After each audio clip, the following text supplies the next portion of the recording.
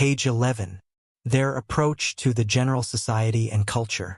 Thus, to cite a most important example, in 1963 during one of the periods of intense public debate over the perennial issue of prayer in the public schools, Rabbi Moshe Feinstein of New York, without a doubt the most influential halakhic authority among the growing number of American Jews who accept the full authority of the halakha, an East European-born and trained rabbi who to this very day only speaks and writes in Hebrew or Yiddish, was asked about the Jewish approach on this issue.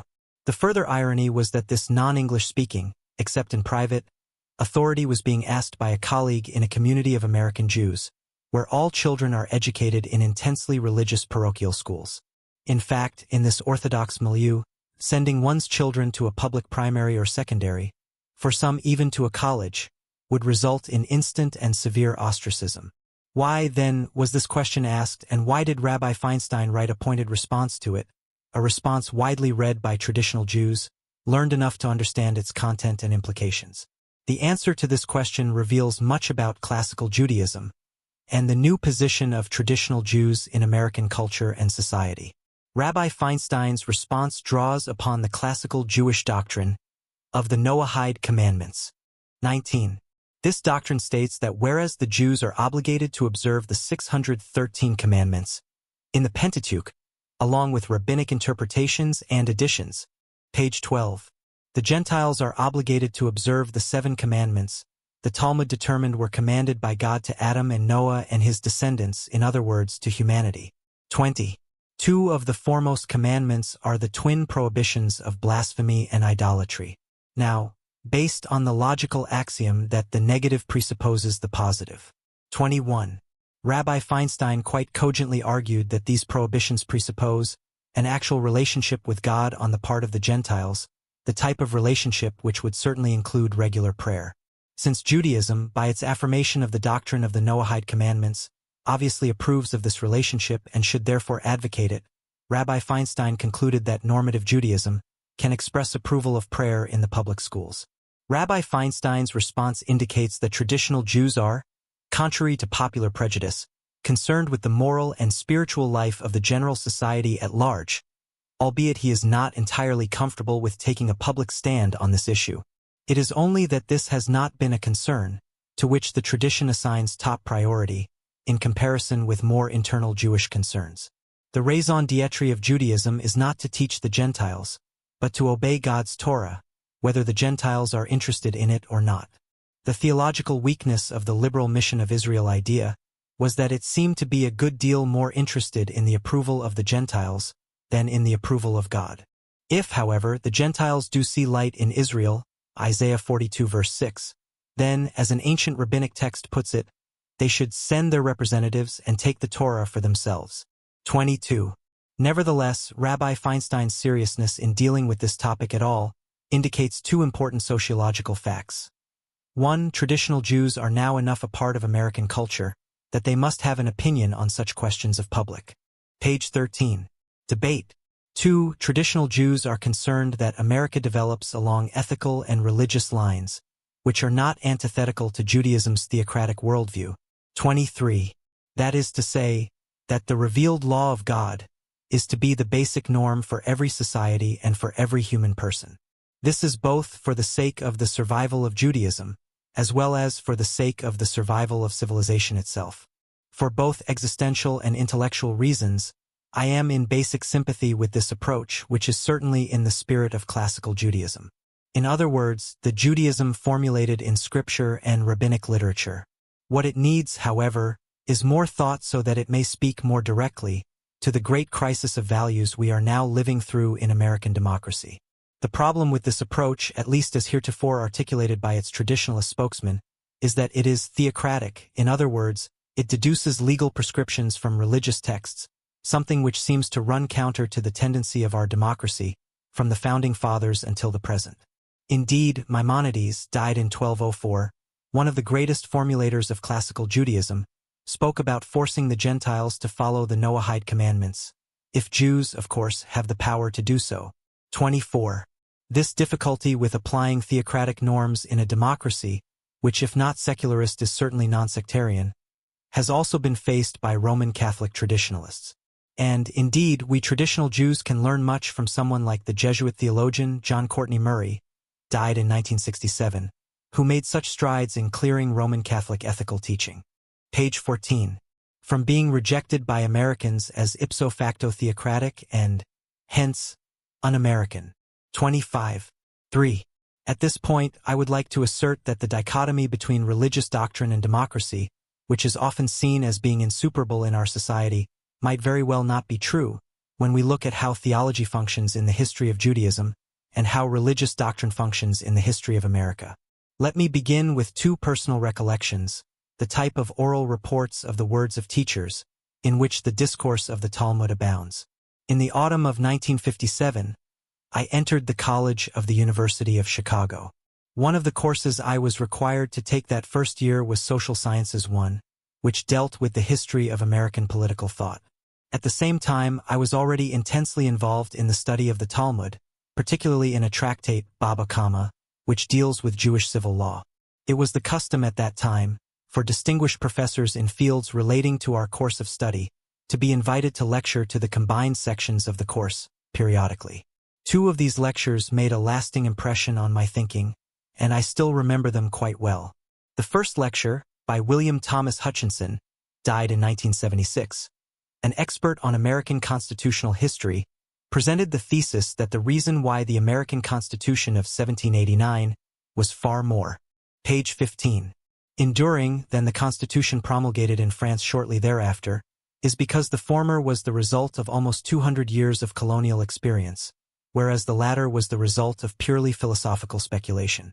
What Hutchinson was presenting, it seems in retrospect, was a common law view of American history, that is to say, theory is only enunciated after sufficient precedent has been accumulated for a deliberate judgment to be made. 26. The second lecture I remember that year was by Avery Craven, died in 1980, an historian whose specialty was the period around the Civil War.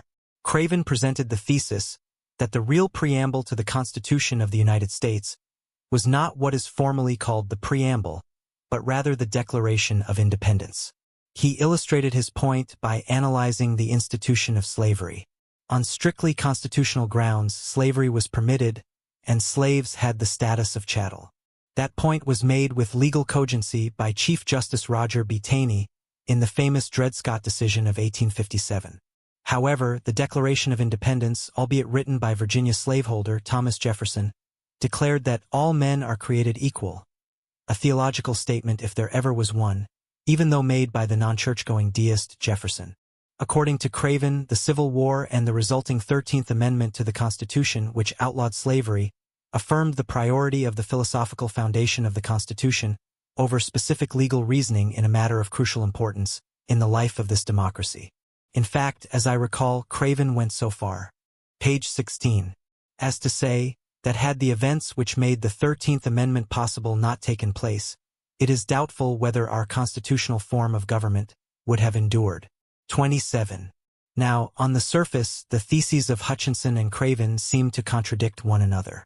For Hutchinson emphasized the priority of precedent over theory, while Craven emphasized the priority of theory over precedent. However, upon deeper examination they are in truth complementary, in the sense of there being a dialectic between precedent and theory. Precedent by definition is historically prior, but precedent does lead to theory as a guide, for which precedents are to be subsequently emphasized, and which are to be subsequently de-emphasized. Once there is enough precedent behind a theory, that theory becomes regulative, in other words, a condition sine qua non for the further development of the system of precedent. When precedents are invoked which ignore the tendency of development of the system, then theory must inform the process of selection. It functions as a criterion of judgment. The relation is dialectical in that neither the theoretical pole nor the practical pole is reducible to the other. Thus, the theory is more than an inductive generalization from the precedents, and the precedents are not simply deduced from the theory. Like an electrical current between two poles, the full socio-political reality lies in between them. Even in those earlier days of my education, it seemed to me that something similar was also taking place in normative Judaism. Later on, when I began to write Jewish thought, I systematically, page 17, examined the relation of theology and law in Jewish tradition. 28. Now, in normative Judaism, ethics is law, and that ethical legal structure is theological, in the sense that its origin is seen in God's will, and its purpose is seen as being the highest good, that is to say, the nearness of God, Psalm 73 verse 28. Any attempt, therefore, to remove Jewish ethics from its overall theological context is ultimately incredible. However, this does not mean that law halak is deduced from theology, agada. The law, in its immediate manifestation, has a life of its own, developing along lines of precedent, and the human assessment of human situations, as the Talmud puts it. The human judge can only judge what his human eyes see. 29. This is important because it enables the law to draw upon a wealth of human experience, and it encourages creative human judgment to operate. This mitigates, to a great extent, against the type of dogmatism that attempts to force all experience and judgment into a preset Procrustean bed, the type of dogmatism that too readily has the answer before the question itself has been adequately experienced and formulated. 30.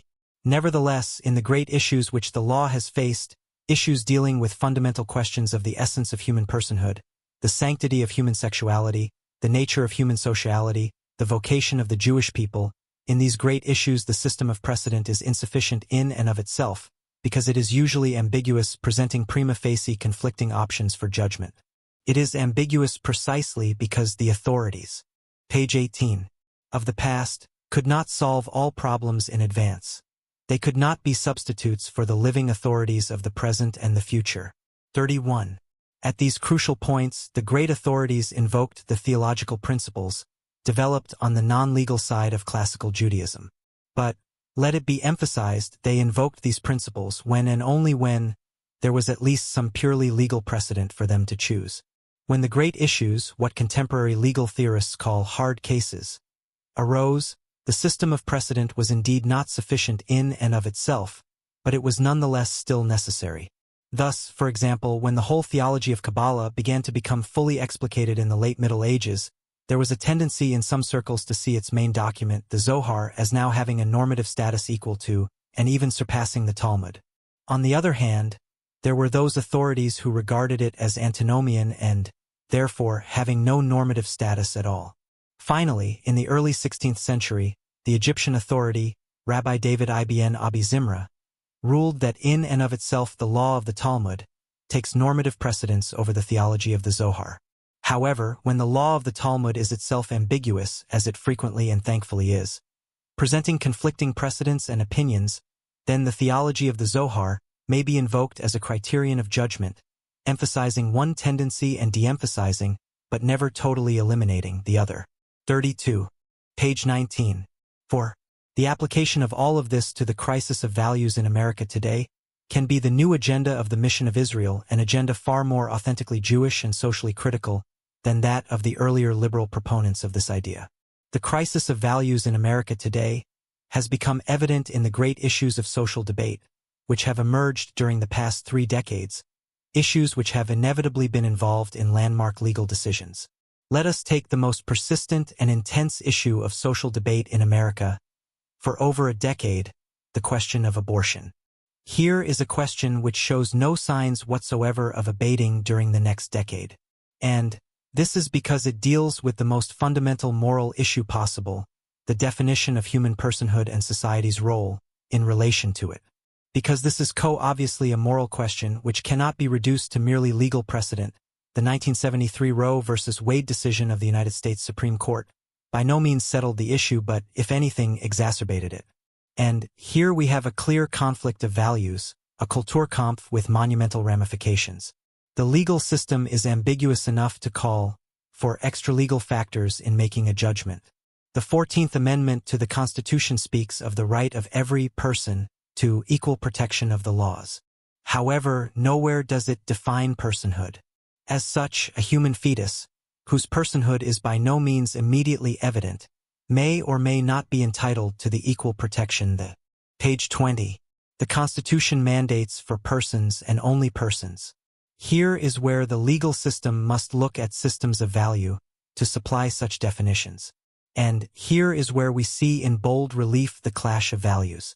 For, if the fetus has the status of a person, in that it is the result of the creative sexual act of 2 human persons, unambiguously and irreducibly human persons, not things because of their status as imago Dei, then it is subject to the same protection of the law as his or her parents. 33.